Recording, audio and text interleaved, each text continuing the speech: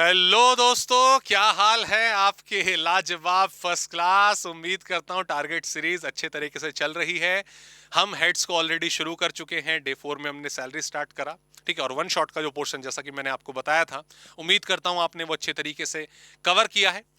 आज हम आ गए हैं डे 5 में और आज हम अपना जो सैलरी वाला पोर्शन है उसको वाइंड अप करेंगे। और आज की क्लास में हमारा मेन फोकस रहेगा रिटायरमेंट बेनिफिट्स की तरफ, ठीक है। तो उम्मीद करता हूं सैलरी वाला पहला लेक्चर हमारा अच्छा रहा।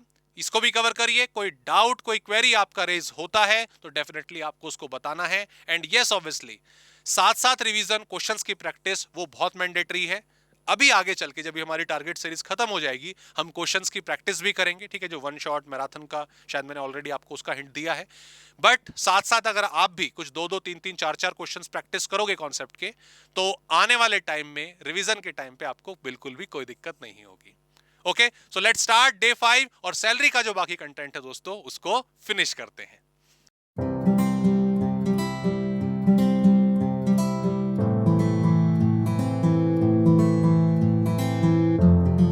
ओके जी, उसके बाद दोस्तों ये वाली जो हमारी है, ये स्पेसिफाइड एम्प्लॉयज के केस में टैक्सेबल होती है। तो सबसे पहले मैं आपको ना स्पेसिफाइड एम्प्लॉयज का मतलब बता दूं, ठीक है। मैंने प्रॉपर डेफिनेशन नहीं दी, आप चाहे तो अलग से कहीं से पढ़ सकते हैं, मैं आपको सिंपल शब्द में बता देता हूं। स्पेसिफाइड एम्प्लॉयज वो एम्प्लॉयज होते हैं जैसे कंपनी के डायरेक्टर हो गए, मैनेजर हो गए, एक अच्छी पोस्ट पर हो गए। लेकिन एक बड़ा सिंपल सा पॉइंट यहाँ पर स्पेसिफाइड एम्प्लॉयज की डेफिनेशन में डाला गया है। वो ये है, अगर किसी भी एम्प्लॉय को एक साल में मॉनेटरी इनकम 50,000 रुपए से ज्यादा मिलती है, वो स्पेसिफाइड एम्प्लॉय बन जाएगा। वो क्या बन जाएगा? वो स्पेसिफाइड एम्प्लॉय बन जाएगा। तो कुल मिला के अगर देखा जाए तो सारे के सारे एम्प्लॉय स्पेसिफाइड हो जाते हैं। यार, 50,000 रुपए मॉनेटरी इनकम होती ही क्या है? महीने के 5,000 भी नहीं बने। अब जो हमारा मिनिमम वेज एक्ट है, वो भी इससे ज्यादा की सैलरी जो है देने की बात करता है। तो इट्स वेरी क्लियर, लगभग सारे के सारे एम्प्लॉयज जो हैं वो आपके स्पेसिफाइड एम्प्लॉयज हैं। ओके, अच्छा, टैक्सेबिलिटी अगर हम देखें तो ध्यान रखिएगा। तो ये सबसे पहले गार्डनर, वॉचमैन वगैरह ये सारे के सारे आ गए। बड़ा सिंपल सा पॉइंट है इसमें। अगर ये सारी फैसिलिटीज नॉन सॉरी, इसको हटा देते हैं। अगर ये सारी की सारी फैसिलिटी नॉन मॉनेटरी परक्विजिट के रूप में मिले, नॉन मॉनेटरी परक्विजिट का मतलब, मान लो मैं इंप्लॉय हूं और मेरे घर में कंपनी ने गार्डनर, वॉचमैन वगैरह रखवाए, ठीक है। इसे बोला जाएगा नॉन मॉनेटरी परक्विजिट्स। और मॉनेटरी परक्विजिट्स का मतलब, मैं इंप्लॉय हूं, मैंने खुद रखे अपने घर में और फिर उनकी जो सैलरी है वॉचमैन की, गार्डनर वगैरह की, वो मैंने कंपनी से रिम्बर्स करवा दी। तो दोनों अलग अलग केस हो गए ना। एक में क्या बोला? कंपनी ने रखे। एक में कंपनी ने बोला रख लो, जो पैसे बनेंगे हम दे देंगे। तो दोनों अलग अलग केस हैं। जब कंपनी ने खुद रखे तो मॉनेटरी है। कंपनी ने बोला कि उनकी सैलरी बता देना, हम दे देंगे, तो वो मॉनेटरी हो गया। इस केस में नॉन मॉनेटरी के केस में वो टैक्सेबल, वो स्पेसिफाइड एम्प्लॉयज के केस में ये टैक्सेबल होती है। याद हमें रखना है इस चीज को। और जो उनकी सैलरी होती है उस पर टैक्स देना पड़ेगा अनटिल अनलेस कुछ अगर अमाउंट रिकवर हुआ हो तो, ठीक है। एंड अगर आपका मॉनेटरी है, कंपनी ने बोला हम पैसे दे देंगे, फिर तो वो हर एक के केस में टैक्सेबल होते हैं, चाहे वो स्पेसिफाइड हो या ना हो। ओके, ये सिंपल सा केस। सेम ऐसे ही बात आ जाती है कि घर में गैस, इलेक्ट्रिसिटी, वाटर की सप्लाई जो है वो दे दी जाती है।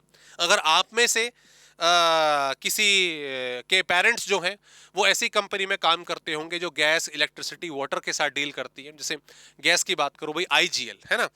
ऐसे इलेक्ट्रिसिटी, जो डैम बनाने वाली इतनी बड़ी बड़ी कंपनीज होती हैं, तो उनके एम्प्लॉयज के जो घर होते हैं वहीं आसपास होते हैं। तो कंपनी क्या करती है कि भाई आप गैस वगैरह जो है आपको हमारी तरफ से मिलेगी, ऑलमोस्ट फ्री ऑफ कॉस्ट होती है, कुछ उसमें लगता ही नहीं। ये केस हो सकता है। इसके अलावा नहीं है कंपनी, नॉर्मल कंपनी है, वो भी अपने एम्प्लॉयज को फ्री गैस, इलेक्ट्रिसिटी की फैसिलिटी दे सकती है। चॉइस है, कहीं और से हायर करा, कहीं और से ली और अपने एम्प्लॉयज को प्रोवाइड करी, ऐसा हो सकता है। तो ऐसे में फिर दो प्रोविजन अप्लाई हो जाते हैं। वही दो प्रोविजन कौन कौन से? एक तो नॉन मॉनेटरी, कंपनी ने खुद प्रोवाइड करी है ना, और एक मॉनेटरी कि कंपनी ने बोला भाई ठीक है, यूज करो अपना गैस, इलेक्ट्रिसिटी, वाटर वगैरह, पेमेंट हम कर देंगे, बिल हम भरवा देंगे। ओके, दो अलग अलग केस हो गए। अब इस सिचुएशन में अगर हम नॉन मॉनेटरी बोले तो नॉन मॉनेटरी के केस में आपका स्पेसिफाइड एम्प्लॉयज जो है उनको टैक्स देना पड़ेगा, नॉन स्पेसिफाइड को नहीं देना पड़ेगा। और इसमें बिल्कुल सिंपल सी बात है कि किस पर देना पड़ेगा। अगर कंपनी खुद ही बनाती है गैस वगैरह जो भी कुछ है, तो यहाँ पे मैन्युफैक्चरिंग कॉस्ट जो आ रही है उस पर एम्प्लॉय टैक्स देगा। और अगर बाहर से कंपनी खरीद के दे रही है तो जो बाय करने की कॉस्ट आई है, एक्चुअल एक्सपेंडिचर, जो कंपनी के हाथ का खर्चा है, उस पर एम्प्लॉय जो है वो टैक्स देगा। That's it. अमाउंट रिकवर हुआ तो माइनस हो जाएगा। और मॉनेटरी है फिर तो हर कोई टैक्स देगा, चाहे स्पेसिफाइड हो या नॉन स्पेसिफाइड हो। क्लियर? डन? ये वाला प्रोविजन लागू हुआ। ऐसे ही फ्री एजुकेशन की बात करी गई है। पढ़ो लिखो आगे बढ़ो, कुछ अलग अलग चीजें। फ्री एजुकेशन किसी के लिए भी हो सकती है, एम्प्लॉय के लिए भी, बच्चों के लिए भी है, फैमिली के अदर मेंबर के लिए भी। कंपनी करिए, हाँ भैया पढ़वाना है, हाँ पढ़वा देंगे, कोई प्रॉब्लम नहीं। तो इस केस में क्या है, ये टैक्सेबल होती है in case of specified employees. हालांकि अगर एम्प्लॉयर ने खर्चा करा है, ये टैक्सेबल है किसके, स्पेसिफाइड एम्प्लॉय के लिए। लेकिन अगर खर्चा एम्प्लॉय को पढ़ाने में करा हुआ है, एम्प्लॉय को पढ़ाने में करा हुआ है, उसके इंप्रूवमेंट के लिए करा हुआ है, उसकी ट्रेनिंग के लिए करा हुआ है, तो कुछ भी टैक्सेबल नहीं होता। टैक्सेबिलिटी किस केस में निकलेगी, बच्चों के केस में या अदर मेंबर के केस में। ठीक है, इन दो के केस में निकलेगी। अब इसमें जिसमें जो इंस्टीट्यूट है जिसमें बच्चे या उसकी फैमिली का कोई मेंबर पढ़ रहा है, ओके, वो इंस्टीट्यूट एम्प्लॉयर का अपना है, हो सकता है अपना है या फिर नहीं है, कहीं और पढ़ बोल दिया कि भाई जाके वहां पढ़ लो। एक हो सकता है मालिक का अपना हो, या फिर हो सकता है कि कोई और हो कि भाई वहां पढ़ लो और वहां पे खर्चा हम भर लेंगे। राइट? बहुत सिंपल, बहुत सिंपल। अगर अपना है, अगर अपना है तो पहले तो अदर मेंबर देखो, अदर मेंबर देखो, दोनों केस में अदर मेंबर देखो। अपना है और अपना नहीं है। अदर मेंबर के केस में cost of education in similar institute और एक्चुअल एक्सपेंडिचर। क्लियर? बिल्कुल सिंपल। अदर मेंबर का बिल्कुल सिंपल सा फंड है। फैमिली का कोई और मेंबर मालिक के खुद के कॉलेज में पढ़ रहा था, इंस्टीट्यूट में पढ़ रहा था, तो पैसे तो लिए नहीं। अच्छा, टैक्स किस पे लगाए, टैक्स किस पे लगाए? अरे अगर किसी और इंस्टीट्यूट में पढ़ता तो अंदाजन कितने में पढ़ लेता, उस अमाउंट पर टैक्स लगा दो। और किसी दूसरे इंस्टीट्यूट में पढ़ रहा है तो वास्तव में जो खर्चा हुआ होगा उसके ऊपर टैक्स देना होगा। क्लियर? आगे बात समझ में? सवाल उठता है बच्चों का क्या करें, चिल्ड्रंस के केस में क्या करें, चिल्ड्रन के केस में क्या करें। तो चिल्ड्रन के केस में अगर अदर इंस्टीट्यूट हो, अदर इंस्टीट्यूट हो तो एक्चुअल एक्सपेंडिचर, एक्चुअल एक्सपेंडिचर। लेकिन अगर खुद का इंस्टीट्यूट है, खुद का इंस्टीट्यूट है, तो उस केस में जितना खर्चा हुआ है, जितना खर्चा हुआ है उसमें से 1,000 रुपए माइनस हो जाएंगे और बाकी पर बाकी पर टैक्स लग जाएगा। मतलब 1,000 रुपए तक की एग्जम्पशन है। अगर दोस्तों मैं बिल्कुल सिंपल तरीके से बताऊं, फ्री एजुकेशन वाला पूरा का पूरा पॉइंट, पूरा का पूरा पॉइंट, एम्प्लॉय एग्जेम्प्ट है, एम्प्लॉय का तो कोई खर्चा ही नहीं है। क्लियर? जो भी खर्चा हो। उसके अलावा आपको जो याद रखना है, अदर इंस्टीट्यूट, ओन इंस्टीट्यूट, ऐसे याद रख लोगे। ये फुल्ली टैक्सेबल है, चाहे इसमें बच्चे पढ़े सी या मेंबर पढ़े, ये फुल्ली टैक्सेबल है, इसमें कोई एग्जम्पशन वाली बात नहीं है। ओन इंस्टीट्यूट में चिल्ड्रन के सामने 1,000 लिख लो और एम के सामने फुल लिख लो या राइट लगा लो। चिल्ड्रन को 1,000 रुपए की एग्जम्पशन मिल जाएगी, जो अदर मेंबर हैं उन्हें एग्जम्पशन नहीं मिलेगी। ये सिंपल सा पूरा का पूरा फंडा। और इसमें कई बारी बच्चों को दिक्कत रहती है कि किस केस में टैक्सेबल है, किस में नहीं है, कहां पर बेनिफिट मिलेगा, कहां पर नहीं मिलेगा। दैट्स इट, काम खत्म। कोई दिक्कत, कोई परेशानी, दैट्स इट, हो गया काम। चलो आगे बढ़ो। अब ये बिल्कुल सिंपल सिंपल वाले, ट्रांसपोर्ट फैसिलिटी आ गई। अगर ट्रांसपोर्ट फैसिलिटी एयरलाइंस, रेलवे वाले अपने ही इंप्लॉइज को दे रहे हैं या उसके मेंबर्स को दे रहे हैं तो कोई टैक्स नहीं लगता। रेलवे में अक्सर आपने सुना होगा, रेलवे में अक्सर आपने सुना होगा। लेकिन अगर कोई और है, ठीक है, जो ये कैरेज वाले हैं, आपके अदर इंप्लॉइज हैं, by an employ engaged in the carriage वगैरह वगैरह, transport facility free of cost है या कंसेशनल रेट पर है। अगर फ्री ऑफ कॉस्ट है तो पब्लिक को जो बेसिकली चार्ज करते हैं वो अमाउंट टैक्सेबल हो जाएगा, और अगर आपका कुछ कंसेशनल रेट पे तो कंसेशंस को रिकवर कर लिया जाएगा। That's it. ये सिंपल सा पॉइंट इसमें निकल के आता है। क्लियर? ओके, आगे बढ़ते हैं, मेन पॉइंट पर आते हैं। ये तो सब सिंपल सिंपल से रीड आउट करोगे आपको समझ आएगा। ये आ जाता है जी हमारा स्वेट इक्विटी शेयर का पूरा एक कंसेप्ट, और इसमें से बढ़िया क्वेश्चन आते हैं। ये पूरा का पूरा मैंने इसका सिनेरियो जो है वो लिखा हुआ है। आओ आपको एक बारी बड़े प्यारे से सिंपल सी लैंग्वेज में बता दूं। मुद्दा क्या है? कंपनी ने बोला कि भाई हम आपको अपनी कंपनी के शेयर सस्ते दामों पर प्रोवाइड करा देते हैं, हम आपको अपनी कंपनी के शेयर्स जो है सस्ते दामों पर प्रोवाइड करा देते हैं, स्वेट इक्विटी शेयर, ईसॉप वगैरह।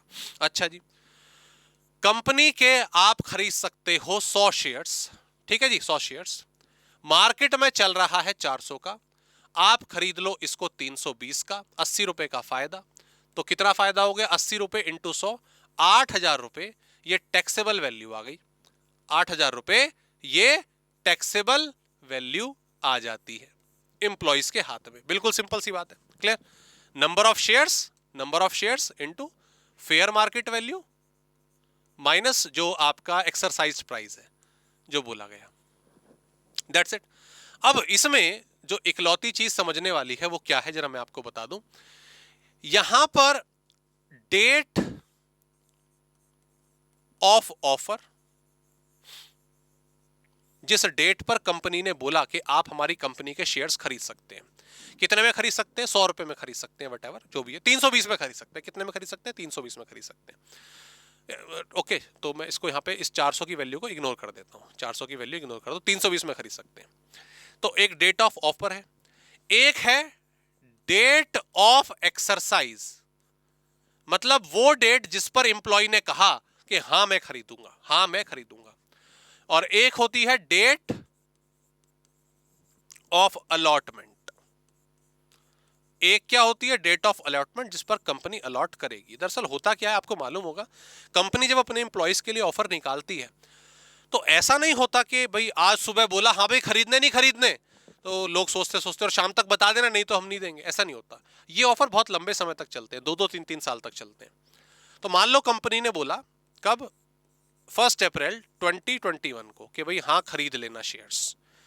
इस डेट पर फेयर मार्केट वैल्यू थी शेयर की, मान लीजिए 500 रुपए, ठीक है। 15 मार्च 2022 को एम्प्लॉय ने बोला कि हाँ मैं खरीदूंगा, that is what date of exercise. इस डेट पर शेयर का प्राइस था 560 रुपए।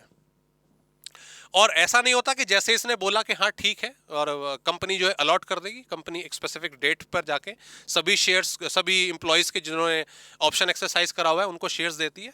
तो कंपनी ने फिर 30 अप्रैल को जाके, 30 अप्रैल 2022 को जाकर क्या नाम है अलॉट कर दिया सबको, और इस डेट पर प्राइस था 580 रुपए। ओके, ये कंडीशन थी, बोला था 320 में खरीद लेना। अब सवाल ये उठता है कि सर मैं यहां पे जब फेयर मार्केट वैल्यू लिखूंगा वो कौन से डेट की होगी? वो ये वाली होगी, ऑफर वाली, एक्सरसाइज वाली, अलॉटमेंट वाली? तो बिल्कुल सिंपल सी चीज याद रखिएगा दोस्तों, यहां पर ये वाली वैल्यू आएगी, ये वाली वैल्यू आएगी अलॉटमेंट वाली, ओ सॉरी माफ कीजिएगा, एक्सरसाइज वाली, एक्सरसाइज वाली, ठीक है, ये वाली आएगी। लेकिन the only twist is sir exercise का जो ईयर है 21-22 था और जो अलॉटमेंट का ईयर है वो 22-23 है। ये तो क्लियर है कि यहां पर 560 आएगा फेयर मार्केट वैल्यू की जगह, ये तो बिल्कुल क्लियर है, इसमें कोई दिक्कत वाली बात नहीं है। But the next question is ये टैक्सेबल किस ईयर में होगा? 21-22 में होगा या 22-23 में होगा? तो उसका सीधा सा जवाब है अलॉटमेंट वाले में। फेयर मार्केट वैल्यू एक्सरसाइज की लेना, टैक्सेबल अलॉटमेंट वाले ईयर में करना। तो ये जो अमाउंट आएगा, जैसे मैंने यहां पे 560 लिख दिया है, तो 560 माइनस 320, तो ये कितना हो जाता है दोस्तों बताओ जरा? 300, 200, 240 रुपए, 240 रुपए हो जाता है। तो 24,000 हो गया ना। तो ये जो 24,000 रुपए हैं ये 22-23 में टैक्सेबल होंगे as the date of allotment. समझ आ गई बात? ये एक पॉइंट हमें दोस्तों इसमें याद रखना है, सिंपल सा स्वेट इक्विटी शेयर्स में वो एक्सप्लेनेशन आपकी यहां पर दी गई है। हाँ, इसमें एक और जो थोड़ी स्टडी करने वाली चीज है वो ये है कि आप फेयर मार्केट वैल्यू क्या लें, कंप्यूटेशन कैसे होती है फेयर मार्केट के लिए, ये सिर्फ पढ़ने के लिए मालूम होना चाहिए, अदरवाइज क्वेश्चन में अवेलेबल होता है। अगर अनलिस्टेड शेयर है, अगर अनलिस्टेड शेयर है तो बेसिकली जो मर्चेंट बैंकर्स ने एक एक्यूरेट वैल्यू निकाल रखी होगी वो फेयर मार्केट वैल्यू होती है। लेकिन अगर शेयर मार्केट में ये कंपनी लिस्टेड है, ओके, तो उस दिन क्या प्राइस रहा एवरेज बेसिस पर उसको ले लिया जाएगा, fair market value of average of opening और क्लोजिंग प्राइस वो ले ली जाएगी। शेयर जब सुबह खुला कितने का था, जब क्लोज हुआ कितने का था, दोनों का एवरेज प्राइस बता दो। और अगर मान लो शेयर एक से ज्यादा स्टॉक मार्केट में लिस्टेड है, मतलब बीएससी में भी है, एनएससी में भी है, फिर किसकी एवरेज लेंगे? तो जिसका वॉल्यूम ज्यादा होगा, जिसमें वॉल्यूम ज्यादा होगा, बीएससी में वॉल्यूम ज्यादा रहा होगा तो उसका ओपनिंग क्लोजिंग ले लिया जाएगा। एनएससी में ज्यादा रहा होगा, तो जैसे रिलायंस है ना, तो बीएससी में भी लिस्टेड है, एनएससी में भी लिस्टेड है, तो दोनों में से उस दिन जिस दिन वॉल्यूम ज्यादा था उसका ओपनिंग और क्लोजिंग का एवरेज पकड़ के चलेंगे। बराबर है, दैट्स इट, ओके, क्लियर जी, हो गया। इसके अलावा फ्रेंच बेनिफिट हमारे सामने आ जाते हैं, कुछ छोटे मोटे बेनिफिट्स वगैरह। बेसिकली इसमें जो सबसे ज्यादा मेन एग्जाम में पूछा जाता है वो है इंटरेस्ट फ्री कंसेशनल लोन, या इंटरेस्ट फ्री या कंसेशनल लोन। मार्केट में लोन चाहिए था जी, लोन चाहिए, मार्केट में रेट चल रहा 10%। मालिक ने बोला कि यार मुझसे ले ले 4% पे, तू बढ़िया एम्प्लॉय, तेरे को फायदा देता हूँ 4% पे। अरे वाह, कितने अच्छे एम्प्लॉय हो। तो 10% का फायदा 4% में मिल गया, 6% का फायदा हुआ, वो टैक्सेबल होगा। कैसे, कंप्यूटेशन अभी करते हैं। हालांकि उससे पहले जरूरी चीजें, अगर पैटी लोन है, छोटे मोटे लोन है, मतलब 20,000 रुपए तक के, कोई टैक्सेबिलिटी नहीं। और अगर लोन लिया है अपनी कुछ बीमारी, स्पेशल बीमारी का इलाज करवाने के लिए, खतरनाक बीमारी का, वही रोल 3A वाली है, 34 नहीं 3A है, 3A वाली का, तो भी टैक्स नहीं लगता। अगर रिम्बर्समेंट है मेडिकल इंश्योरेंस पॉलिसी से, तो मैं इसका अभी आपको ट्रीटमेंट बताता हूं, पहले मैं कंप्यूटेशन बता दूं बेसिकली जो है वो आपकी। इसके अलावा loan taken for other purpose वो टैक्सेबल होते हैं। हाँ, मैं इसको पूरा का पूरा आपको बता देता हूँ। आओ देखो, रीड आप वहां पे कर लेंगे। देखिए, एक एम्प्लॉय ने 1 जुलाई 2022 को मान लीजिए होम लोन लिया अपने एम्प्लॉयर से, ठीक है, और बोला कि मेरे को 10 लाख रुपए का लोन दे दीजिए एट द रेट ऑफ 4%, ठीक है, at the rate of 4%। Clear, समझ आ गया। अब मार्केट में जो रेट है, मार्केट रेट वो कितना चल रहा है, 10%। बेनिफिट कितना हो गया सर, 6% का। तो टैक्सेबिलिटी निकाल लेते हैं इस केस में। कितने पर लगेगा, 10 लाख का 6% आप निकाल लेंगे। इस साल के लिए अगर आप कैलकुलेट करें, जुलाई में लिया ना, तो 9/12, 9 महीने के लिए, तो जो अमाउंट आएगा वो टैक्सेबल हो जाएगा। क्लियर। इंटरेस्टिंग थिंग, सर ये 6% कैसे आया? अरे सर क्लियर है ना, 10 में से 4 गया, 10 में से 4 गया। सर ये 10 कैसे आया? ये 10 कैसे आया? ये 10% का रेट, कौन सा रेट लिया? सर बैंक इतने सारे होते हैं, एचडीएफसी, आईसीआई, एसबीआई, एक्सिस और आपके नॉन बैंकिंग, ये 10% कौन सा रेट उठाया है? दोस्तों यहां पर जो चलेगी, ये एचडीएफसी, एक्सिस वगैरह की नहीं चलेगी। हम चेक करेंगे कि जिस रेट पर ये होम लोन उठा रहा है ना अपने एम्प्लॉयर से, तो हम एसबीआई का रेट मैच करेंगे, और एसबीआई का भी रेट मैच करेंगे जिस दिन ये लोन ले रहा है, वो नहीं, इस ईयर के स्टार्टिंग में 1 अप्रैल में, यानी कि क्या रेट था 1 अप्रैल को, क्या रेट था वो लिया जाएगा। ये झंझट खत्म करा हुआ है कि ये बैंक वो बैंक, डेट ऑफ लोन वाली डेट ना, इस पर्टिकुलर ईयर में आपका यहां पर एसबीआई का क्या रेट था 1 अप्रैल को, दैट्स इट, उस नेचर का। पर्सनल लोन होता तो पर्सनल लोन का रेट देखते हम, इसी डेट पर देखते, इसी बैंक का देखते। तो ये फिक्स रखिएगा, एसबीआई 1 अप्रैल, बाकी और किसी से कोई मतलब नहीं है। साथ ही अब यहां पर देखो है क्या, यहां पे बेसिकली सिचुएशन क्या है कि यहां पर मैंने सिंपली करा 10 लाख, 6 लाख और 9% जो है इसका, 9 महीने का जो है वो बेनिफिट निकाल दिया। ये कंप्यूटेशन तब होगी जब पूरा का पूरा लोन आउटस्टैंडिंग है, ठीक है। लेकिन यूजुअली एम्प्लॉय क्या करते हैं, एम्प्लॉय तो चुकाने लग जाते हैं। यहां पर बोला था मालिक, उसने बोला कि 1 जुलाई को क्या नाम है, इसने लोन ले लिया, 1 जुलाई को इसने लोन ले लिया, और उसने बोला था कि सर मैं अगले महीने से 1 अगस्त से, या उसकी अगस्त की 5 तारीख से हर महीने 50-50 हजार रुपए आपको चुकाने लग जाऊंगा। तो अगर क्वेश्चन आता है बिल्कुल फिक्स कि इतना लिया, कुछ चुकाया नहीं, पूरा लोन आउटस्टैंडिंग है, तब तो सिंपल वाली ये कैलकुलेशन कर बैठेंगे। लेकिन अगर भैया अगर हमारे एसएससी, अगर हमारे एम्प्लॉय क्वेश्चन में जो है वो रीपेमेंट करना शुरू कर देते हैं, रीपेमेंट कर रहे हैं, क्या कर रहे हैं, रीपेमेंट कर रहे हैं, तो उस सिचुएशन में कंप्यूटेशन कैसे होगी? आपको क्या करना है, जिस डेट पर लोन लिया है, मान लो ये डेट अगर मान लो 20 जुलाई भी होती, आप उस महीने की लास्ट डेट पर पहुंच जाओ 31 जुलाई 22। इस डेट पर कितना आउटस्टैंडिंग अमाउंट था सर? 10 लाख रुपए। 10 लाख रुपए का 6% निकालेंगे एक महीने के लिए। अब पर मंथ कैलकुलेशन होगी। ओके, फिर अगली वाली डेट पर आ जाओ 31 अक्टूबर कह रहा हूं, अगस्त 2022। मान लो 50-50 हजार रुपए चुका रहा है, तो अगस्त की पहली तारीख को या 5 तारीख को मान लो चुका दिए थे, तो फिर कितने रह गए? 9.5 लाख। इसका 6% एक महीने के लिए। कंप्यूटेशन कर लेंगे अब आप, ठीक है। फिर अगले महीने 30 सितंबर आ गया 2022 सर, 50,000 और चुका दिए होंगे, 9 लाख रुपए, 6% का फायदा एक महीने के लिए। कंप्यूटेशन होती जाएगी।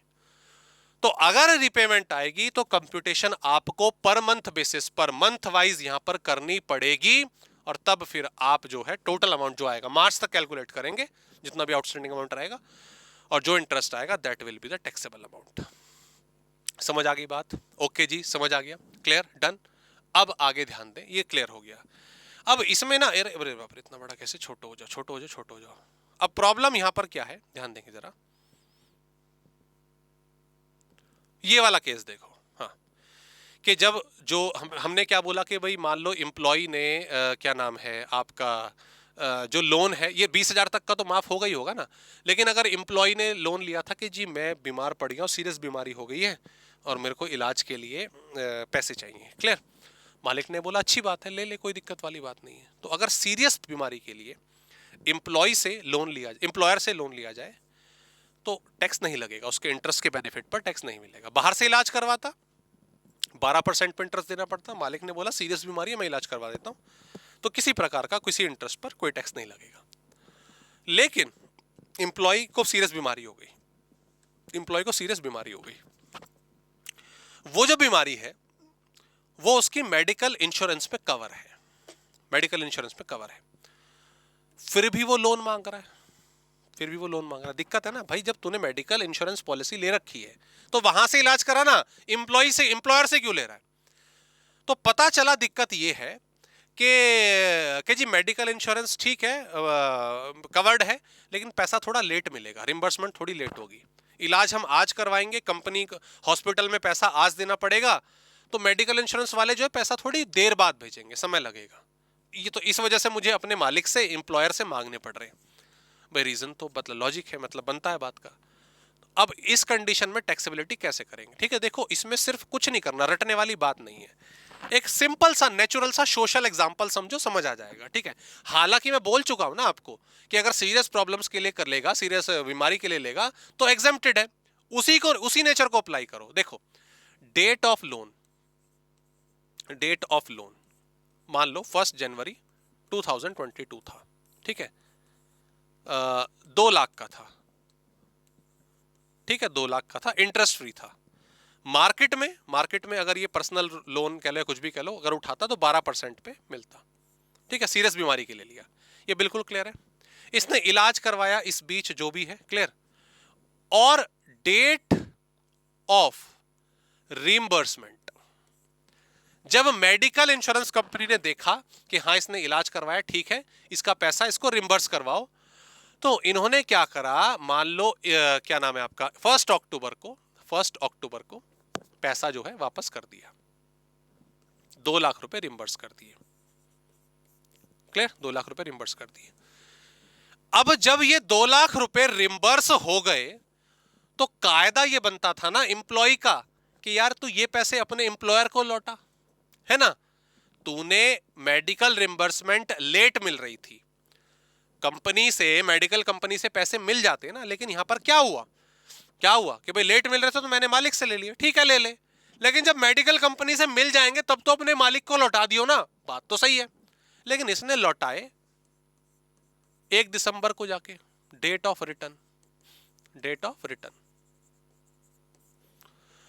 तो लॉ ये कहता है कि इस पीरियड में तो टैक्स नहीं लगेगा, इस पीरियड में टैक्स नहीं मिलेगा, नहीं लगेगा।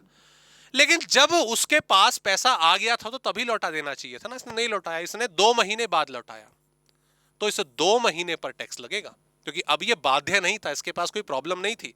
तो उस सिचुएशन में 2 लाख रुपए पर 12% के हिसाब से 2 महीने का टैक्स इसको देना पड़ेगा, इंटरेस्ट की वैल्यू पर टैक्स देना पड़ेगा, टैक्सेबल वैल्यू में जुड़ेगा। बराबर है सिचुएशन, कोई समस्या, कोई दिक्कत, सिंपल सा लॉजिक। तो ये चीज हमें इसमें याद रखनी है। बाकी आगे बढ़ते हैं दोस्तों, आगे वाले पॉइंट्स पर आते हैं।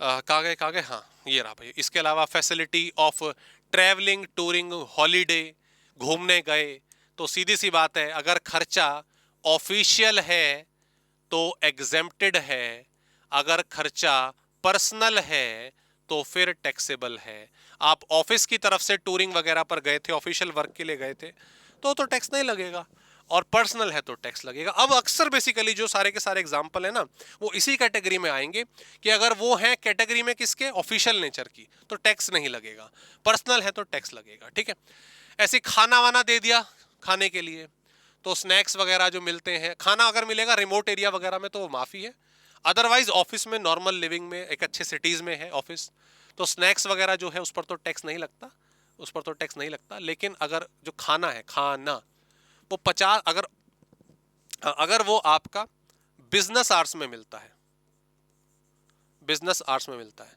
तो 50 रुपए पर मील तक, 50 रुपए पर मील तक वो माफ होता है, साल में 300 दिन, साल में 300 दिन। ठीक है, लेकिन अगर नॉन बिजनेस आवर्स के दौरान मिलेगा ना, तो वो फुल्ली टैक्सेबल होगा। नॉन बिजनेस वो कह रहा जी मेरा ब्रेकफास्ट भी भिजवाओ, मेरा डिनर भी भिजवाओ, तो वो फुल्ली टैक्सेबल रहेगा। ओके जी, ठीक है। गिफ्ट अगर कोई मिलता है एम्प्लॉइज को, तो कैश गिफ्ट पूरे तरीके से टैक्सेबल होते हैं। अगर आपका क्या नाम है, कोई गिफ्ट वगैरह मिलता है तो वो 5,000 रुपए तक माफ होता है। 5,000 से ऊपर के अगर गिफ्ट मिले तो 5,000 माइनस करके टैक्स लगेगा। क्रेडिट कार्ड वगैरह की फैसिलिटी अगर ऑफिशियल है तो निल है, अदरवाइज आपका पर्सनल यूज के लिए है तो टैक्सेबल रहेगा। ये बेसिक सी अंडरस्टैंडिंग। क्लब फैसिलिटी अगर वो सारे एम्प्लॉयज के लिए है तो कोई टैक्स नहीं लगेगा, स्पेशली किसी एम्प्लॉय के लिए रखी गई और वो ऑफिशियल पर्पस के लिए तो टैक्स नहीं लगेगा, पर्सनल पर्पस के लिए तो टैक्स लगेगा। ठीक है। यूज ऑफ इमूवेबल एसेट, ये मैं आपको ऑलरेडी बता चुका हूं। अगर लैपटॉप कंप्यूटर है तो टैक्स नहीं लगता, लेकिन अदर एसेट्स पर या तो 10% ऑफ कॉस्ट पर टैक्स लगेगा, या फिर जो कंपनी ने रेंट पे करा है उसके हिसाब से टैक्स लगेगा। अमाउंट अगर रिकवर हुआ कोई तो वो माफ कर दिया जाएगा, मतलब वो लेस हो जाएगा।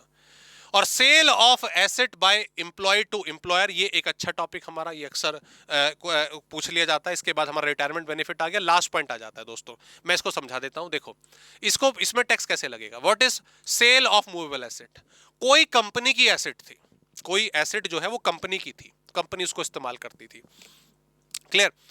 और हुआ क्या कि पुरानी हो गई तो एम्प्लॉय ने बोला कि यार ये मुझे ही दे दो, सीधी सी बात है। अब सीधी सी बात है, बाहर से अगर वो बिकती, बाहर बिकती थोड़ा महंगा बिकती, या बाहर एम्प्लॉय बाहर से खरीदता थोड़ा महंगा में खरीदता, लेकिन यहाँ पर कंपनी में कॉन्टैक्ट्स की वजह से उसको सस्ती मिल गई, तो सस्ती मिल गई, सरकार की इस पर भी नजर है, कितनी सस्ती मिल गई, इतनी सस्ती मिल गई, लाओ टैक्स दो। तो जो टैक्सेबल वैल्यू है इस केस में किस तरह से निकलेगी उस एसेट की, कंपनी कह रही है, कंपनी कह रही है देखो मुझे कॉस्ट बता दो उस एसेट की क्या थी। कॉस्ट बोले तो कंपनी ने एक्चुअल में कितने में खरीदा था, माइनस कर दो उसमें से कितने का डेप्रिसिएशन उसके ऊपर अभी तक लग चुका होगा, कितने से डेप्रिसिएट हो गई होगी, minus amount recovered from employ, from employ. Okay, वो यहां आ जाएगा। तो मान लीजिए मैं आपकी कंपनी में एम्प्लॉय हूं, अरे बाप रे मालिक, ठीक है, मैं आपकी कंपनी में एम्प्लॉय हूं।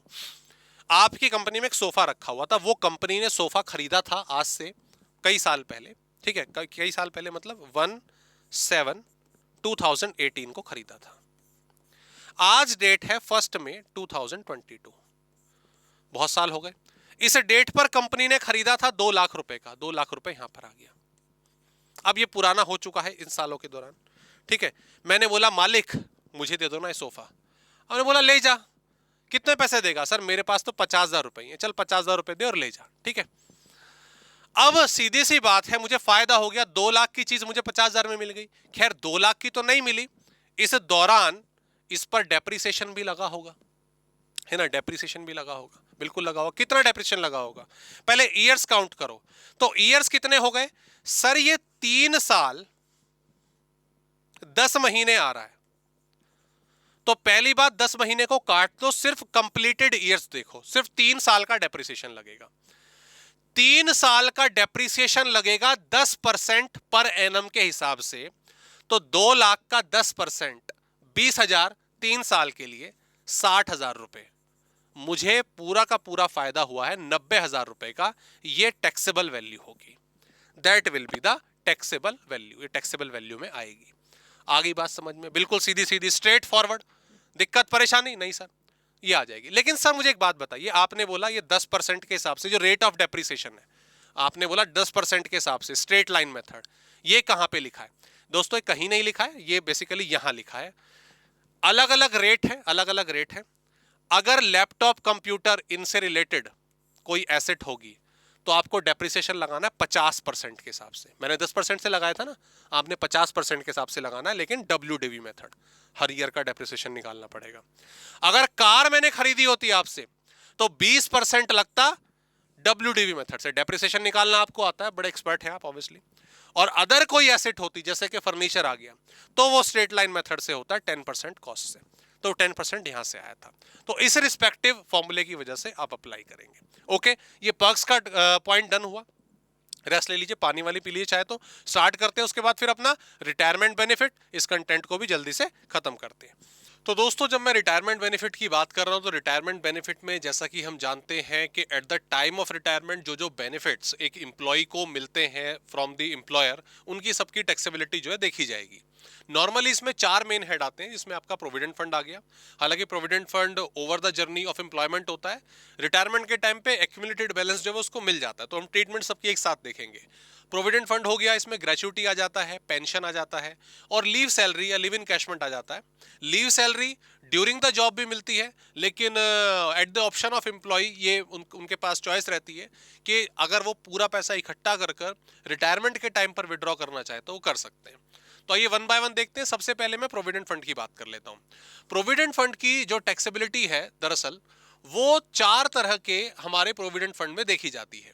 एक है आपका स्टैट्यूटरी प्रोविडेंट फंड जो यूजुअली गवर्नमेंट एम्प्लॉयज के लिए होता है। एक है RPF रिकॉग्नाइज्ड प्रोविडेंट फंड जो नॉन गवर्नमेंट एम्प्लॉयज के लिए होता है, लेकिन जो इनकी स्कीम होती है इनके ट्रस्ट की वो प्रोविडेंट फंड एक्ट में रजिस्टर्ड होती है, उनकी तरफ से नोटिफाइड होती है। एक है URPF अनरिकॉग्नाइज्ड प्रोविडेंट फंड, ये भी नॉन गवर्नमेंट एम्प्लॉयज के लिए है, लेकिन जैसे इनकी स्कीम ट्रस्ट से नॉमिनेटेड है, इनकी नहीं होती। और फाइनली लास्ट आता है PPF एम्प्लॉयर एम्प्लॉय रिलेशनशिप में नहीं आता। PPF बेसिकली सेल्फ एम्प्लॉयड लोगों के लिए भी होता है, उन्हीं के लिए होता है बेसिकली, लेकिन अब इसको अब अलग से नहीं पढ़ेंगे, यहीं पे एक साथ पढ़ेंगे, तो मैंने यहीं पे टॉपिक डाल दिया। अब वर्किंग प्रोविडेंट फंड की आपको मालूम होनी चाहिए।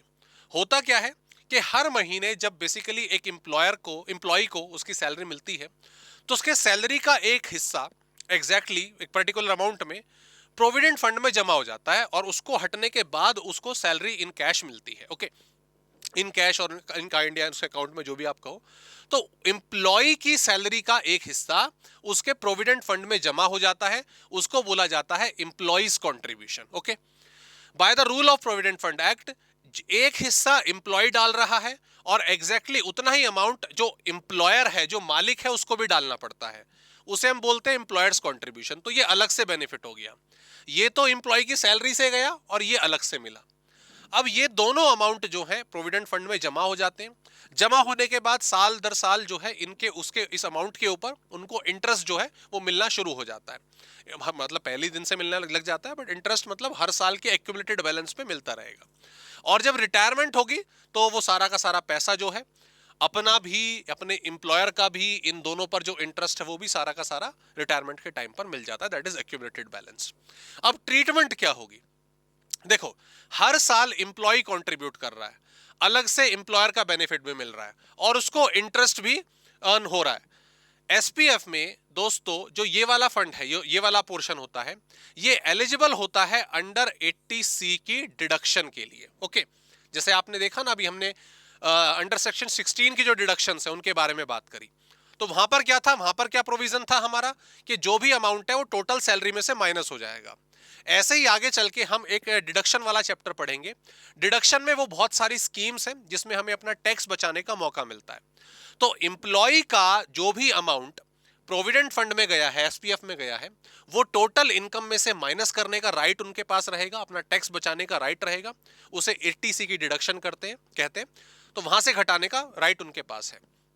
साथ ही एम्प्लॉयर की तरफ से जो एक्स्ट्रा कंट्रीब्यूशन मिला है, एक तरह से टैक्स लगना चाहिए, लेकिन इसमें ऐसा नहीं है, ये एग्जेम्प्टेड है, सीधी सी बात है, इस पर टैक्स नहीं लगता।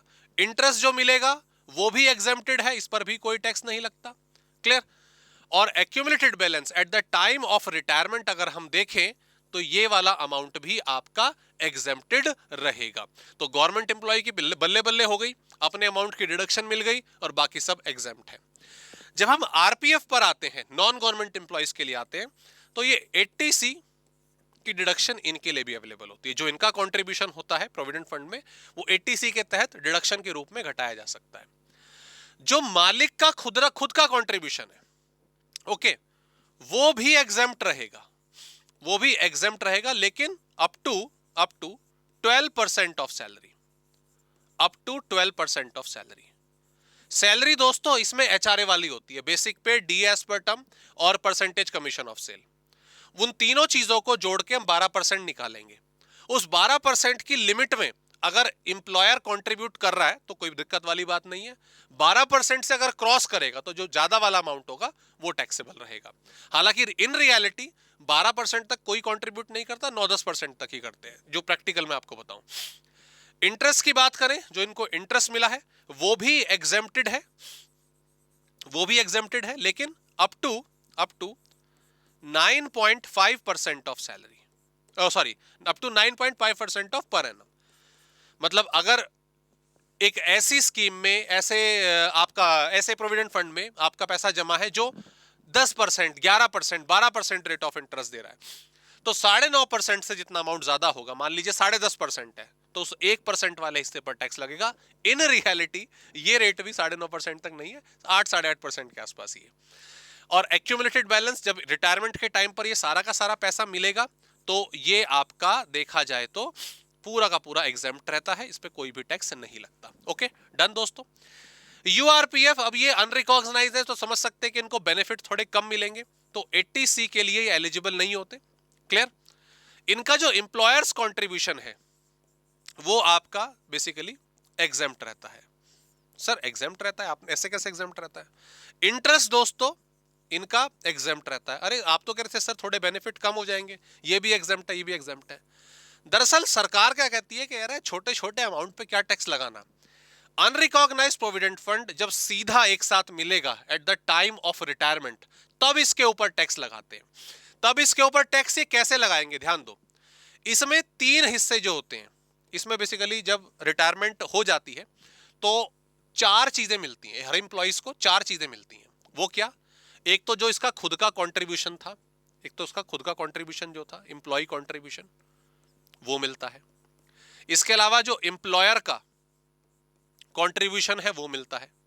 इसके अलावा इन दोनों पर जो इंटरेस्ट होता है, इन दोनों पर जो इंटरेस्ट होता है वो मिलता है, इसके ऊपर और इसके ऊपर, 2 तरह का 4 चीजें मिल जाती हैं। अब गवर्नमेंट क्या कहती है कि देखो इसका तो कोई लेना देना है नहीं, ये तो ऑटोमेटिकली पहले ही सैलरी में जुड़ के टैक्सेबल हो चुका है। यहां पर इंप्लॉयर कंट्रीब्यूशन सैलरी हेड के अंदर टैक्सेबल होता है, उसके ऊपर मिलने वाला इंटरेस्ट सैलरी हेड के अंदर टैक्सेबल होता है, और ये जो इंटरेस्ट है जो इंप्लॉय के कंट्रीब्यूशन पर था वो इनकम फ्रॉम अदर सोर्सेज के हेड में टैक्सेबल होता है। तो गवर्नमेंट ने क्या करा कि जो जो बेनिफिट छोड़ा था ना, यहाँ पे बेसिकली जो बेनिफिट छोड़ा था, यहाँ पे छोटे छोटे अमाउंट पे टैक्स लगता, एक साथ इकट्ठा जब एक्यूमुलेटेड बैलेंस में बड़े रूप में मिला गवर्नमेंट ने तब टैक्स लगा दिया, तब टैक्स कलेक्शन ज्यादा होगी। ओके, एंड फाइनली पीपीएफ बचता है। पीपीएफ में दोस्तों ये तो पॉसिबल, सॉरी, पीपीएफ में भी अगर मैं बात करूं, पीपीएफ में ये पॉसिबिलिटी नहीं होती कि एम्प्लॉयर कंट्रीब्यूशन हो, क्योंकि ये तो सेल्फ एम्प्लॉयड लोगों के लिए। हाँ, 80C की डिडक्शन इनके लिए अवेलेबल होती है, इनका इंटरेस्ट एग्जेम्प्ट रहता है, और अगर इनको एक्यूमुलेटेड बैलेंस मिलता है तो वो भी इनका एग्जेम्प्ट रहेगा। So that's the computation. ये टेबल सिंपल सी आपको याद रखनी है प्रोविडेंट फंड के अंदर। इससे बाहर प्रोविडेंट फंड में और कोई प्रोविजन आपका नहीं बचता है दोस्तों। ओके, आगे विड्रॉल ऑफ आरपीएफ की बात करते हैं। मतलब सर देखो, आरपीएफ में मैंने आपको भी बताया, आरपीएफ में 80सी की एग्जम्पशन मिलती है, 12% तक एग्जेम्प्ट है, 9.5 तक माफ है इंटरेस्ट, और ये भी एग्जेम्प्ट है। यूआरपीएफ में डिडक्शन नहीं मिलती, ये एग्जेम्प्ट है लेकिन यहां पर टैक्स लग गया। अब रूल ये है, अगर आपने जॉब, या ध्यान दीजिएगा, अगर आपने जॉब 5 साल से पहले डिसकंटिन्यूड कर दी, अगर आपने जॉब 5 साल से पहले डिसकंटिन्यूड कर दी कि जी बहुत काम कर लिया, अब काम करने का मन नहीं बिल्कुल भी, हम रिटायर हो रहे हैं 5 साल काम करके, तो आरपीएफ की ट्रीटमेंट यूआरपीएफ की तरह होगी। मतलब जो एक्यूमुलेटेड बैलेंस आपको मिलेगा, दरअसल ये वाली ट्रीटमेंट जो है एक्यूमुलेटेड बैलेंस पे लगेगी। आरपीएफ के एग्जाम, अगर आरपीएफ का एक्यूमुलेटेड बैलेंस क्या एग्जाम्प्ट है, लेकिन आरपीएफ, आपने आरपीएफ में कंट्रीब्यूट करा, जॉब करी 5 साल से कम, तो ये ट्रीटमेंट ली जाएगी, आपके साथ ऐसा बर्ताव किया जाएगा। ओके, हाँ वो बात अलग है, कंपनी बंद हो गई, सिनेरियो ही नहीं रहा काम करने का, इंप्लॉय की किसी एक्सीडेंट की वजह से कुछ डिसेबिलिटी हो गई, आप वो कंटिन्यू नहीं कर सकता आगे काम करना, तो उस सिचुएशन में फिर आरपीएफ की ट्रीटमेंट ही ठीक है, अदरवाइज यूआरपीएफ की तरह ट्रीट होगा। ओके दोस्तों, दैट्स इट, क्लियर। ये क्वेश्चन मैंने यहां पे डाला हुआ, चलो मैं आप इसको करा देता हूं। यूआरपीएफ का क्वेश्चन है, ये क्वेश्चन बेसिकली मैं आपको करा देता हूं ग्रेड को लेकर। कई बार अक्सर बच्चों का क्वेश्चन आता है कि सर ग्रेड जब पे दिया होता है तो हम इनकम कैसे निकालें। तो बहुत आसान है दोस्तों, देखो 1 अप्रैल 2019 को इसकी ज्वाइनिंग थी, तो जब इसने ज्वाइन करा ना, तो इसकी बेसिक पे 5,000 थी और डीए 3,000 था। अब एक साल बाद 1/4/20 को इसकी सैलरी 1000, बेसिक पे इसकी सैलरी, बेसिक पे सैलरी 1000 रुपए से बढ़कर 6,000 रुपए हो जाएगी, और डीए 500 रुपए से बढ़कर 3500 रुपए हो जाएगा। ठीक है, ये 1000 रुपए से कब तक बढ़ेगी, जब तक 8,000 तक नहीं पहुंच जाता, और उसके बाद फिर 1500 से, मतलब 1/4/21 को ये हो जाएगी 7,000, और डीए हो जाएगा दोबारा 500 रुपए से बढ़ के 4,000। 1/4/2022 को ये बढ़कर हो जाएगी 8,000, और ये बढ़कर हो जाएगा 4500। तो आप जो क्वेश्चन सॉल्व करेंगे 22-23 के लिए, वो बेसिकली इससे करेंगे। ये बेसिक पे रहेगी 8,000 और डीए रहेगा 4500। The next condition is, the next point is कि अगर आप मान लो कैलकुलेशन कर रहे हैं 23-24 के लिए, तो फिर उसके बाद आप बेसिक पे को 1500 रुपए से बढ़ाओगे और डीए को 1000 रुपए से बढ़ाओगे। तो ये बेसिकली काम करने का तरीका होता है किसका, आपके ग्रेड पे का। ओके, बाकी ठीक है, ये क्वेश्चन आप बाकी करिएगा इसको प्रॉपरली। प्रैक्टिकल क्लास ऐसा अगर पॉसिबल हुआ तो उसको ऐड करा जाएगा एक अलग सेगमेंट में। ओके, आगे बढ़ते हैं नेक्स्ट। अप्रूव्ड सुपर एनुएशन फंड, ये कुछ नहीं, बेसिकली एक अलग स्कीम है, अलग पैटर्न है अपने एम्प्लॉयज का पैसा जुड़वाने का। तो बिल्कुल सिंपल है, बड़ा बढ़िया है। इसमें जो आपका एम्प्लॉयज कंट्रीब्यूशन है वो 80 सीएमएस की डिडक्शन मिलती है, एम्प्लॉयर का कंट्रीब्यूशन एग्जेम्प्ट रहता है, इंटरेस्ट भी फुली एग्जेम्प्ट रहता है, और अगर विड्रॉल करा जाए तो सीधी सी बात है, डेथ के केस में, रिटायरमेंट के केस में वो भी एग्जेम्प्ट रहता है। सर ये तो बहुत बढ़िया स्कीम है। हाँ जी, लेकिन ना इसकी कंडीशन है, provident fund, employers contribution, superannuation fund मिलाकर 7.5 लाख से ऊपर नहीं होना चाहिए। सर थोड़ा एलैबोरेट करिए। कोई बात नहीं, इस वाले पॉइंट को भी रोको, कट करो, ये डिडक्शन वाला चैप्टर जब आएगा तब मैं डिडक्शन वाले पॉइंट में वहां पे 80CCC के अंदर, 80CCD के अंदर मैं तब ये पॉइंट आपको बताऊंगा, वरना अभी कंफ्यूजन क्रिएट होगी। ओके, अदरवाइज इसके सारे प्रोविजन आपके एग्जेम्प्ट है। नेक्स्ट दोस्तों हमारे सामने आती है ग्रेच्युटी। ओके, ग्रेच्युटी, तो ये रिवीजन आपकी प्रॉपरली इस तरीके से चलती रहनी चाहिए। सारे के सारे पॉइंट्स आपने अपनी नोटबुक वगैरह ओपन करी हुई है, टिक मार्क करते चलो, मेन पॉइंट्स वहां पे नोट डाउन करते चलो। इसके साथ साथ क्वेश्चन की प्रैक्टिस भी दोस्तों आपको थोड़ा बहुत करना पड़ेगा, वो जरूरी है। मैं इसके जो लेक्चर्स है उसके बाद भी कोशिश करूंगा कि अगर पॉसिबल हो सके तो कुछ प्रैक्टिकल क्वेश्चंस ऐड करवाऊं हर एक के। फॉर नाउ इन कॉन्सेप्ट को रिवाइज करते चले, कोई डाउट आपका आएगा तो वो आप बताना डेफिनेटली।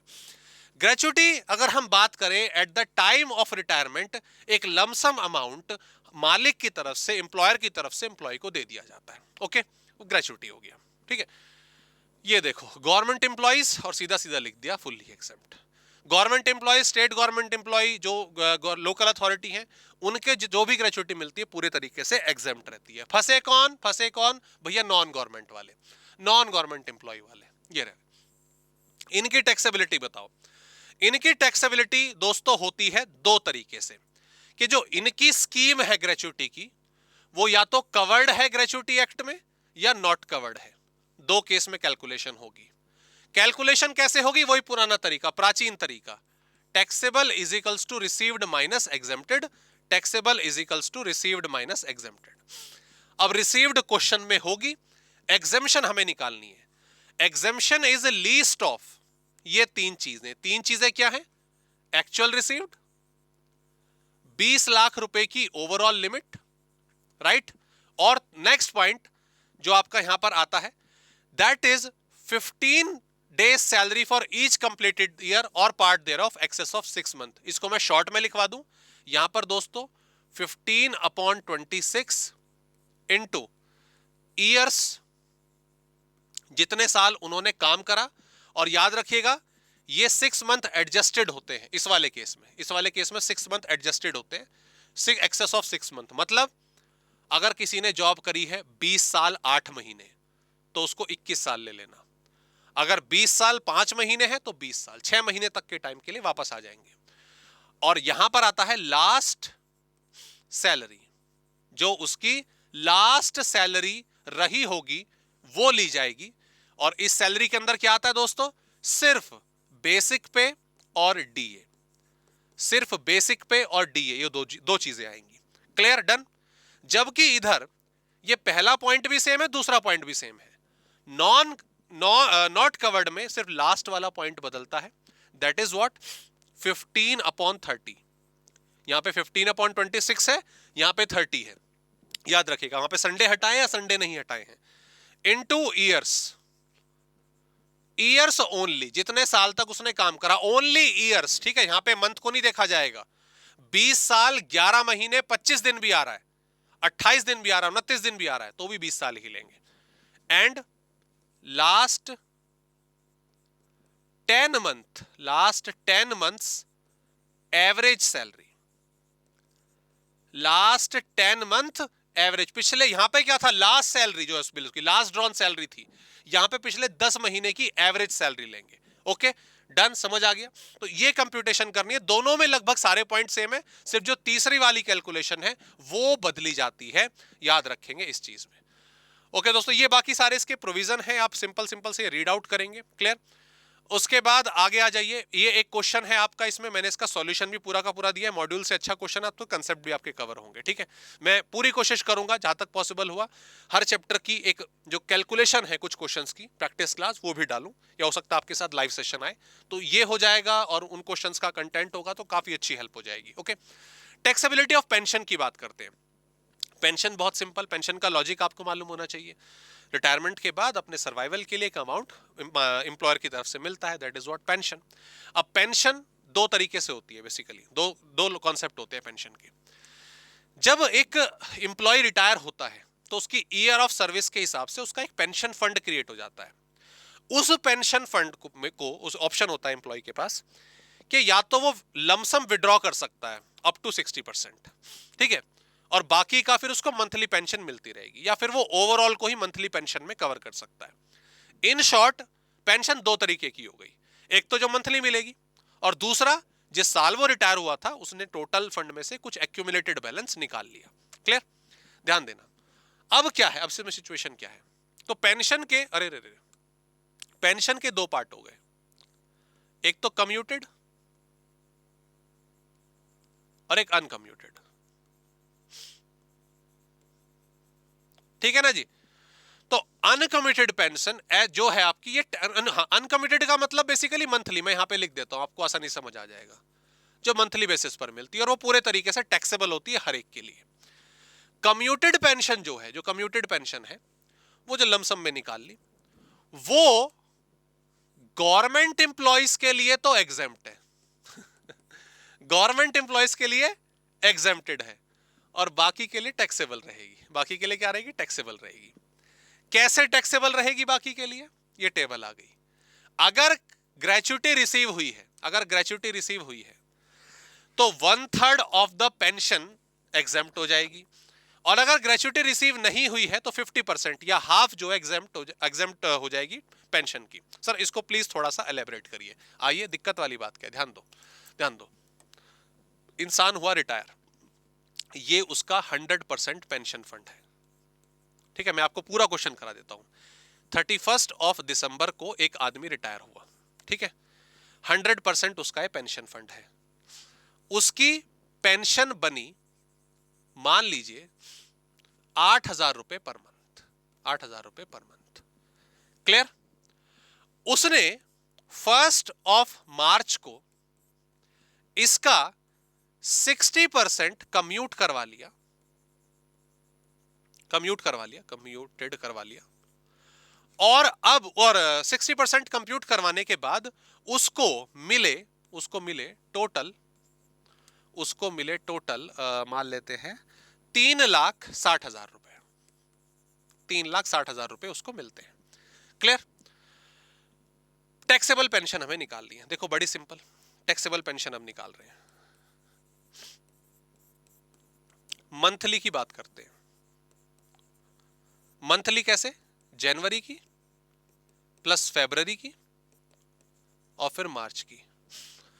यहां पर मिली 8,000, यहां पर मिली 8,000 और यहां पर मिली 3,200, टोटल हो गई 19,200।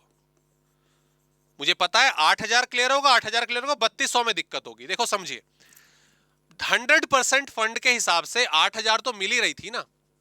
क्लियर? जब इसने 100 में से 60% कम्यूट करवा लिया तो अब फंड में कितना बचा? सर अब फंड में बचा 40%। तो 100% अगर 8,000 थी तो 40% कितना हो गया? 8,000 का 40% 3,200 मिला करेगी भैया। अब तो टोटल इन 3 महीनों में कितनी मिल गई? 19,200। अब कम्यूट वाली पेंशन निकाल लेते हैं। कम्यूटेड जो है, जो कम्यूटेड पेंशन है हमारी, वो कितनी? Taxable is equals to received minus exempted. Received कितनी है? 3,60,000 माइनस एग्जेम्प्टेड। अब इस क्वेश्चन में ग्रेच्युटी के बारे में कोई इंफॉर्मेशन नहीं है, मैं ये मान के चल रहा हूं कि ग्रेच्युटी मिली है। ठीक है, तो 1/3 ऑफ पेंशन फंड एग्जेम्प्ट हो जाएगा। ये 1/3 कैसे निकलेगा? ध्यान देंगे जरा। अगर 60% के रूप में 3,60,000 मिला है तो 100% कितना होगा? दैट्स वेरी इजी, 3,60,000 इंटू 100/60, ये कर देंगे, इंटू 100/60। मैथमेटिकल कैलकुलेशन है, दैट्स इट। टोटल 6 लाख रहा होगा, तो 3,60,000 में से 1/3 यानी कि 2 लाख रुपए एग्जेम्प्ट हो जाएंगे। तो जो बैलेंस है आपका 1,60,000 रुपए, that will be the taxable, वो टैक्सेबल अमाउंट आ जाएगा। तो ये सिंपल सी कैलकुलेशन रखनी है। अगर क्वेश्चन में ग्रेच्युटी नहीं रिसीव होती तो 1/3 की जगह हाफ आ जाएगा, दैट्स इट। और आपने इसमें कुछ अप्लाई करना नहीं है, सीधी सीधी बात है। क्लियर दोस्तों? डन। ये पेंशन वाला पॉइंट हुआ, क्वेश्चन हमने यहां पे देखा।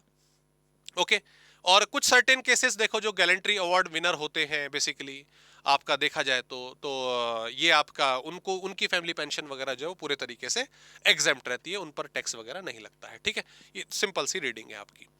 लीव सैलरी पर आ जाते हैं। लीव सैलरी अक्सर बड़ा परेशान करती है। इसमें और कुछ नहीं, सिर्फ कंप्यूटेशन वाला जो पार्ट है वो हमारा इंटरेस्टिंग है। हालांकि इसमें समझते हैं लीव सैलरी का, मुझे पूरी उम्मीद है कि आपको लॉजिक बिल्कुल क्लियर होगा। लीव सैलरी, छुट्टी थी भाई, घर बैठते आराम से मौज लेते। घर पे बोला कि नहीं बीवी मारती है तो मैं ऑफिस में आके काम करूंगा। ओके, वो ऑफिस आया, काम करने लगा, तो छुट्टी वाले दिन काम कर रहा है तो एक्स्ट्रा मनी मिलेगा। तो महीने के एंड में वो अपनी हर छुट्टी का हिसाब किताब करके अपनी लीव सैलरी ले लेता है। तो ड्यूरिंग द जॉब जो लीव सैलरी मिलती है वो टैक्सेबल होती है। वो क्या रहती है? वो पूरी की पूरी टैक्सेबल रहती है। एक तो ये चीज हो गई। दूसरा ऑप्शन ये आता है ऑन टर्मिनेशन। एम्प्लॉय ने बोला जी घर मेरे को दे दोगे तो वही बीवी छीन लेगी घर पे, तो मैं काम करूंगा, जब रिटायर होऊंगा ना तब एक साथ लमसम में पूरा का पूरा अमाउंट ले लूंगा, पूरा का पूरा अमाउंट जो है वो आपसे ले लूंगा। ठीक है, तो जितने भी छुट्टियां उसकी इकट्ठी होती है पूरी जिंदगी में, उनका पैसा वो एक साथ कलेक्ट कर लेता है। अब अगर ये गवर्नमेंट एम्प्लॉयज को मिले तो ये एग्जेम्प्ट हो जाता है, इनकी मौज है भैया। अगर अदर को मिले तो इनके लिए टैक्सेबल ट्रीटमेंट हमें निकालनी पड़ती है। अब वो टैक्सेबिलिटी क्या है? उस टैक्सेबिलिटी के दोस्तों यहां पर 3 कैलकुलेशन है, मतलब 3 पॉइंट है, वही वाले 3 नहीं, सॉरी, इसमें 4 होते हैं। अदर एम्प्लॉयज की बात कर रहा हूं, तो it is once again taxable is equals to received minus exempted. अब एग्जेम्पशन क्या है? अब एग्जेम्पशन क्या है? Exemption is lower of, again lower है क्या? क्या दोस्तों? ए बी सी डी 4 चीजें कैलकुलेट करोगे। एक तो खुद एक्चुअल रिसीव्ड,